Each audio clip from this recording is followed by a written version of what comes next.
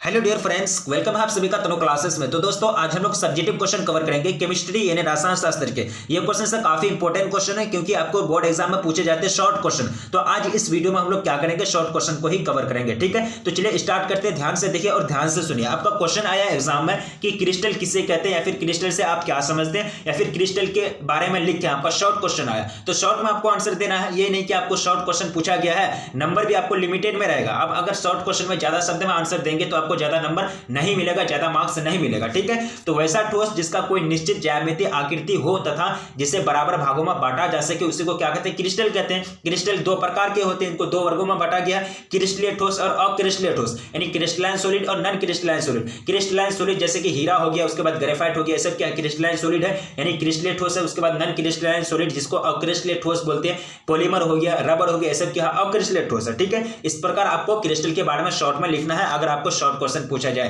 अंग्रेजी में आपको लिखना है कि a solid material that has certain geometric shape and can be divided into equal parts is called crystal। ठीक है, तो इस तरह से फर्स्ट क्वेश्चन मेरा कवर हो गया। अब सेकंड क्वेश्चन पूछा गया कि ब्रेविस जालक की जो संख्या होती है वो कितना होती है, यानी नंबर ऑफ ब्रेविस लेटिस। तो सबको जानता है कि ब्रेविस लेटिस की जो संख्या होती है वो कितना होती है, 14 होती है। इसी प्रकार आपको एक लाइन में आंसर दे देना है कि ब्रेविस जालक की जो संख्या होती है वो कितना होती है, 14 होती है। नेक्स्ट क्वेश्चन देखेंगे। क्वेश्चन करा कि डोपिंग किसे कहते हैं। डोपिंग जो होता है, डोपिंग यानी डोपिंग क्या होता है, डोपिंग से आप क्या समझते हैं, यानी डोपिंग के माध्यम से ही, डोपिंग क्रिया करके ही यह बनाया जाता है ना, अर्धचालक एन टाइप और पी टाइप अर्धचालक बनाया गया था। तो यहां आपको आंसर लिखना है कि क्रिस्टल जालक में औषधियों को यानी औषधियों को मिश्रण करने की प्रक्रिया को क्या कहेंगे, डोपिंग या अपमिश्रण कहेंगे। इसी के माध्यम से एन सेमीकंडक्टर और पी सेमीकंडक्टर का निर्माण होता है डोपिंग से। ठीक है, जैसे कि डोपिंग क्या होता है, जैसे कि उसमें मिश्रण किया जाता है, एक से मतलब ज्यादा धातु का मिश्रण किया जाता है, तब मतलब डोपिंग प्रोसेस होता है। The process of mixing impurities in a crystal lattice is called doping. ठीक है, इस तरह से थर्ड नंबर मेरा क्वेश्चन कवर हो गया। अब नेक्स्ट क्वेश्चन की ओर बढ़ते हैं। शॉर्ट क्वेश्चन है, इसमें टाइम नहीं लिया जाएगा आपका। क्वेश्चन करा कि त्रिज्या अनुपात क्या है, यानी त्रिज्या अनुपात से आप क्या समझते हैं। तो आपको डायरेक्ट आंसर लिखना है कि धनायन और ऋणायन की त्रिज्याओं के अनुपात को क्या कहते हैं, त्रिज्या अनुपात कहते हैं। ठीक है, यानी धनायन और ऋणायन के अनुपात, यानी धनायन और ऋणायन की जो त्रिज्या होती है उसके रेशियो को क्या कहते हैं, त्रिज्या अनुपात कहते हैं, फिर अर्धव्यास अनुपात कहते हैं। ठीक है, यानी त्रिज्या को क्या कहते हैं, अर्धव्यास कहते हैं। ये क्या हुआ, ये पूरा व्यास हुआ, यहाँ सेंटर तक जो आती है उसको क्या कहते हैं, अर्धव्यास। इसी को क्या बोलते हैं, त्रिज्या बोलते हैं। तो धनायन और ऋणायन का जो अनुपात होता है यानी R plus by R minus, यानी इसी का रेशियो को क्या कहते हैं, त्रिज्या अनुपात कहते हैं। आर प्लस क्या है, धनायन का मतलब त्रिज्या है, और आर माइनस क्या है, मतलब ऋणायन का त्रिज्या। ठीक है, ये दोनों का रेशियो को क्या बोलते हैं, त्रिज्या अनुपात बोलते हैं। ठीक है, आगे क्वेश्चन पूछा गया व्हाट इज रेडियस रेशियो। ठीक है, the ratio of the radius of cation and anion is called radius ratio. Simple सा क्वेश्चन पूछा गया, शॉर्ट क्वेश्चन पूछा गया, तो शॉर्ट क्वेश्चन में आपको शॉर्ट टाइप से आंसर देना है। अब देखिए 5वां नंबर क्वेश्चन में पूछा गया कि शॉर्ट की दोष किसे कहते हैं, यानी शॉर्ट की दोष से आप क्या समझते हैं, शॉर्ट की डिफेक्ट से आप क्या समझते हैं। जब क्रिस्टल जालक में समान संख्या में यानी इक्वल नंबर में धनायन और ऋणायन यानी कैटायन और एनायन गायब हो जाता है, मिसिंग हो जाता है, वहां से हट जाता है, तो इसी को क्या कहते हैं, शॉर्ट की दोष कहते हैं। तो क्रिस्टल जालक में उत्पन्न इस दोष को क्या कहते हैं, शॉर्ट की दोष कहते हैं। इसमें क्रिस्टल का घनत्व तो कम हो जाता है। यहां से आपको ऑब्जेक्टिव क्वेश्चन पूछे जा सकते हैं कि क्रिस्टल का जो घनत्व होता है किसमें कम होता है, कौन सा दोष में। तो आपको आंसर क्या देना है, शॉर्ट की दोष में क्या होता है, क्रिस्टल का घनत्व जो होता है वो कम हो जाता है, क्योंकि समान संख्या में क्या होता है कि धनायन और ऋणायन जो होते हैं वो क्या होते हैं, गायब हो जाते हैं, मिसिंग हो जाते हैं ठोस से। ठीक है, तो इस प्रकार आपको आंसर देना है। अंग्रेजी में आपको लिखना है when the same number of cations and anions vanish from the crystal lettuce this defect is vanish का मतलब होता है मिसिंग, यानी मिट जाना, हट जाना। The lattice this defect produced in the crystal lattice is called Schottky defect. In this the density of crystal decrease, मतलब घटता है। इसमें क्या होता है कि डेंसिटी जो होता है, जो घनत्व होता है क्रिस्टल का, वो क्या होने लगता है, घटने लगता है। ये शॉर्टकी डिफेक्ट के बारे में आपको ये लाइन किसी भी हाल में नहीं भूलना है। ये लाइन आपको ऑब्जेक्टिव क्वेश्चन यानी एमसीक्यू के रूप में पूछे जाते हैं और पूछे ही जाएंगे। ठीक है, यानी पूछे ही जाते हैं अक्सर बोर्ड एग्जाम में। तो होता है ना कि बहुत सारे क्वेश्चन जो होते हैं बार बार रिपीट किए जाते हैं। ठीक है, तो ये काफी इंपॉर्टेंट है, ये चीज आपको याद रखना कि शॉर्टकी डिफेक्ट में क्या होता है कि घनत्व यानी डिक्रीज होता है, क्योंकि मिसिंग जो होता है समान संख्या में कैटायन और एनायन मिसिंग हो जाता है क्रिस्टल सिस्टम से, उसी को क्या कहते हैं, शॉर्टकी डिफेक्ट कहते हैं। ठीक है, तो मेरा 5वां क्वेश्चन मेरा सॉल्व हो गया। अब देखिए नेक्स्ट क्वेश्चन पूछा गया कि फ्रैंकल दोष किसे कहते हैं। फ्रैंकल दोष जैसे कि शॉर्टकी दोष पढ़े उसी तरह से क्या होता है, फ्रैंकल डिफेक्ट होता है। तो क्या होता है ये, जब क्रिस्टल जालक से एक आयन यानी जब क्रिस्टल जालक से एक आयन स्थान से गायब होकर क्रिस्टल जालक में ही फंस जाता है, तो ऐसे दोष को क्या कहेंगे, फ्रेंकेल दोष कहेंगे। जब क्रिस्टल जालक के ही अंतर्गत रहेगा, मतलब क्रिस्टल जालक के अंदर ही रहेगा ion,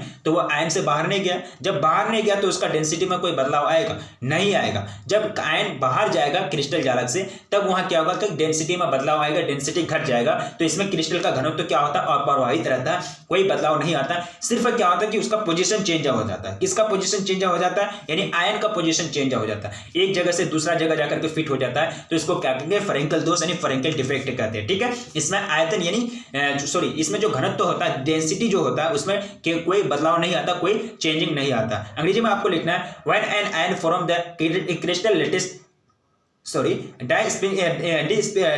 disappears from its place and gets trapped in the crystal lattice. Such as defect is called Frenkel defect. The density of crystal remains unaffected. मतलब क्या कि remains मतलब रहता है यानी unaffected रहता है, कोई प्रभावित नहीं होता यानी अप्रभावित रहता है। इसमें कोई मतलब असर नहीं पड़ता घनत्व में, यानी क्रिस्टल का घनत्व में, डेंसिटी में कोई असर नहीं पड़ता फ्रेंकेल दोष में। ठीक है, तो आपको शॉर्ट क्वेश्चन पूछा गया तो शॉर्ट क्वेश्चन में आपको इस प्रकार आंसर लिखना है। आगे वहां जाकर के आप फिगर भी दे सकते हैं, फिगर भी बना सकते हैं। ठीक है, जैसे कि ए प्लस हो गया, बी हो गया, ए यहाँ कैसे कि फिगर बना सकते हैं, प्लस माइनस करके, ऐसे करके प्लस माइनस करके फिगर बना सकते हैं।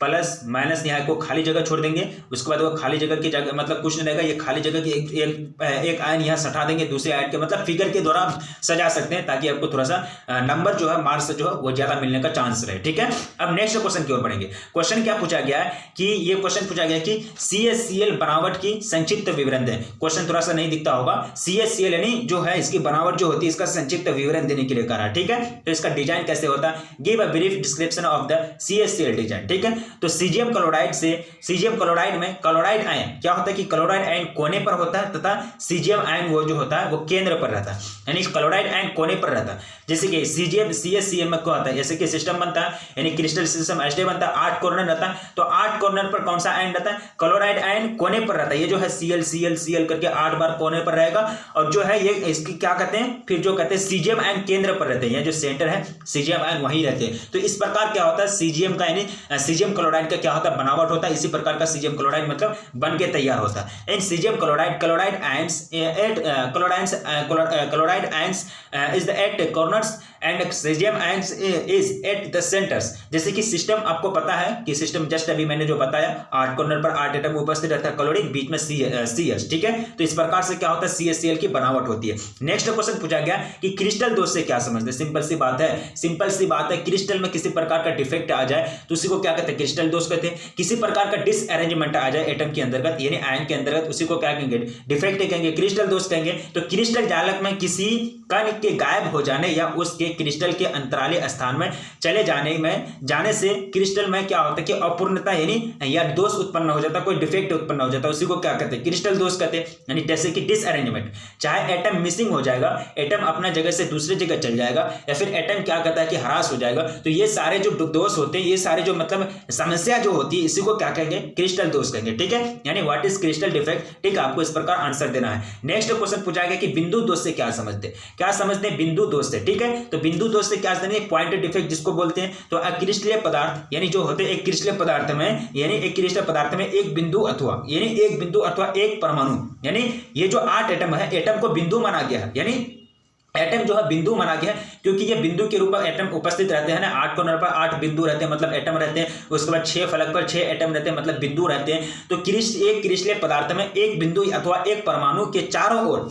उसके चारों ओर की आदर्श व्यवस्था में अनियमितता अगर आ जाती है, यानी अगर कोई इरेगुलरिटी आ जाती है या फिर कोई विचलन यानी डेविएशन आ जाता है, तो उसी को क्या कहते हैं? बिंदु दोष कहते हैं। क्या कहते हैं उनको? बिंदु दोष यानी पॉइंट डिफेक्ट कहते हैं। ठीक है, जैसे कि आपको बताया गया है कि इरेगुलरिटीज और deviations deviation points in the ideal management. Ideal का मतलब होता है आदर्श मैनेजमेंट यानी सही मैनेजमेंट, सही व्यवस्थित यानी सही व्यवस्था। तो अराउंड यानी ideal management around a point और an atom in a crystalline material are called defects, यानी are called point defects। यहाँ point छूट गया है तो point defect होगा, या are called point defects। ठीक है, तो इस प्रकार आप बिंदु दोष को क्या कर सकते हैं? बिंदु दोष को डिफाइन कर सकते हैं। ठीक है, अब नेक्स्ट क्वेश्चन की ओर देखेंगे। क्वेश्चन कह रहा है कि प्रासरणी दाब को परिभाषित कीजिए, या फिर प्रासरणी दाब से आप क्या समझते हैं? प्रासरणी दाब की परिभाषा को लिखकर। ठीक है, right the definition of osmotic pressure, यानी पाई से इसको इंडिकेट किया जाता है, पाई से दर्शाया जाता है। तो वैसा बाहरी दाब जो अर्धपारगम्य झिल्ली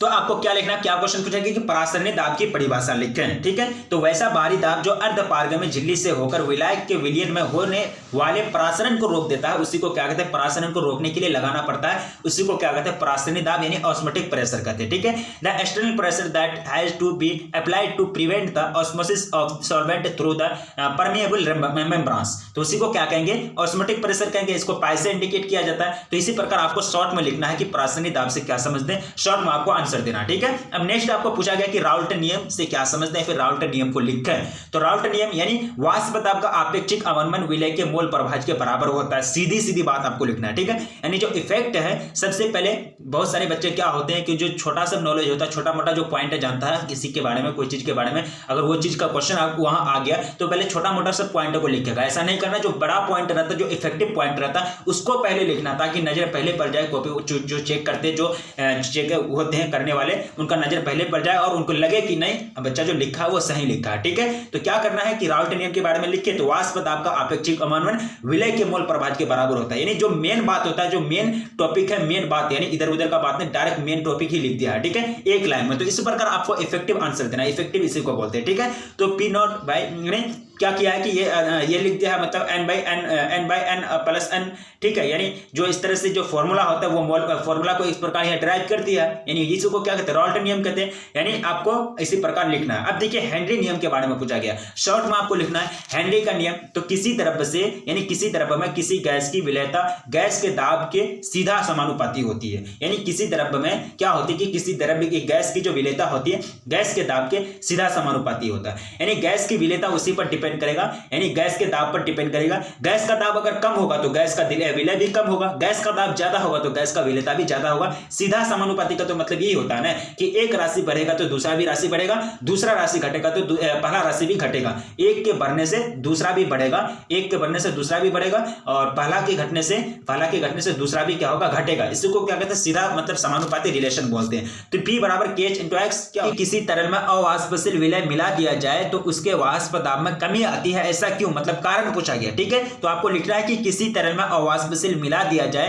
तो उसके वाष्प में दाब में क्या होती है, कमी आ जाती है, मतलब डिक्रीज होने लगती है। क्यों, क्योंकि विलयन की सतह पर द्रव्य की जो अणु होते हैं उसकी संख्या क्या होती है, डिक्रीज होने लगती है, घटने लगती है। ये लाइन आपको याद रखना है, क्योंकि विलयन की सतह पर द्रव्यों की संख्या घटने लगती है, जिस कारण किसी तरल में अवाष्पशील विलय मिला देने से उसके वाष्प दाब में कमी आ जाती है। ठीक है, यानी ये लाइन को आप उल्टा भी बोल सकते हैं। ठीक है, ये लाइन को आप पहले भी लिख सकते हैं, ये लाइन को आप बाद में भी लिख सकते हैं। ठीक है, तो इस प्रकार आपको आंसर देना है कि किसी तरल में अवाष्पशील मिला दिया जाए तो उसके वाष्प दाब में कमी आ जाती है, तो उसके कारण को इस प्रकार लिख देना है एक ही लाइन में। ठीक है, शॉर्ट क्वेश्चन। ठीक है, देखिए if vapour soluble is added to a liquid its vapour pressure decrease why. ठीक है, तो vapour pressure is reduced when non volatile solid is added to a liquid because the number of liquid molecules on the surface of solution decrease. मतलब ये क्या होने लगता है, घटने लगता है। जो इंग्लिश मीडियम के हैं वो इंग्लिश मीडियम से समझ सकते हैं, इंग्लिश मीडियम को मतलब वो नोट्स बना सकते हैं। अब नेक्स्ट क्वेश्चन पूछा गया कि गुण अनुसंख्यक गुणधर्म से आप क्या समझते हैं, जिसको कोलिगेटिव प्रॉपर्टीज बोलते हैं। यानी अनुसंख्यक गुणधर्म क्या होता है, तो विलयन का अनुसंख्यक गुणधर्म वह है जो विलयन में उपस्थित विलयन के कणों पर, यानी विलय के कणों की संख्या पर निर्भर करता है, ना कि विलय की प्रकृति पर। विलय का नेचर कैसा है, विलय का गाढ़ा है या फिर डायल्यूट है या फिर डायल्यूट है या फिर क्या कहता है कि पतला है, या फिर जो होता है मतलब गाढ़ा बनता है फिर पतला बनता है, तो इस पर डिपेंड नहीं करता, मतलब प्रकृति पर डिपेंड नहीं करता। किस पर डिपेंड करता है, विलय की कणों पर डिपेंड करता है। यानी विलय का कितना कण है, कितना संख्या में इसकी कण है, मतलब कितना संख्या में कण की प्रेजेंटेंसी है, उपस्थिति है, तो उसी पर डिपेंड करता है विलयन का गुण। ठीक है, तो इसी को क्या कहते हैं, अनुसंख्यक गुणधर्म कहते हैं। यानी विलयन का अनुसंख्यक गुण धर्म वह है जो विलयन में उपस्थित विलय के कणों की संख्या पर निर्भर करता है, ना कि विलय की प्रकृति पर। ठीक है, तो what are colligative properties, the colligative properties of a solution is one that depends on the number of solid particles present in the solution and not on the nature of the solid. ठीक है, तो इस प्रकार आपको answer लिखना। तो total कितना question cover किए, लगभग 1 से स्टार्ट किए, लगभग बहुत सारे क्वेश्चन, मतलब 14 क्वेश्चन कवर किए। सारा क्वेश्चन से इंपॉर्टेंट क्वेश्चन है, शॉर्ट क्वेश्चन है। ठीक है, शॉर्ट क्वेश्चन तो आपको बोर्ड एग्जाम में पूछे जाते हैं, जैसे कि त्रिज्या अनुपात से क्या समझते हैं, डोपिंग से आप क्या समझते हैं, उसके बाद शॉर्टकी डिफेक्ट से आप क्या समझते हैं, फ्रैंकेल डिफेक्ट से आप क्या समझते हैं। ये सब क्वेश्चन काफी इंपॉर्टेंट है और ये सब क्वेश्चन आपको बोर्ड एग्जाम में पूछे ही जाते हैं। ठीक है, क्रिस्टल के बारे में आप क्या जानते हैं, क्रिस्टल का वर्गीकरण करें, crystalline solid, non crystalline solid, जैसे मैं बताया अभी। ठीक है, तो आप आपसे रिक्वेस्ट की जाती है कि अगर आप चैनल पर पहली बार विजिट कर रहे हैं तो प्लीज चैनल को सब्सक्राइब कर लें, क्योंकि आपको यहाँ वो मटेरियल से प्रोवाइड की जाती है जो आपको बोर्ड एग्जाम के लिए काफी महत्वपूर्ण साबित होता है, आपका बोर्ड एग्जाम के लिए काफी कारगर साबित होता है। ठीक है, तो वीडियो को लाइक नहीं किए तो प्लीज वीडियो को लाइक कर दें और अपने दोस्तों में एक बार जम करके शेयर कर दें। तब तक रखिए अपना ख्याल, मिलेंगे फिर नेक्स्ट वीडियो में, तब तक के लिए जय हिंद।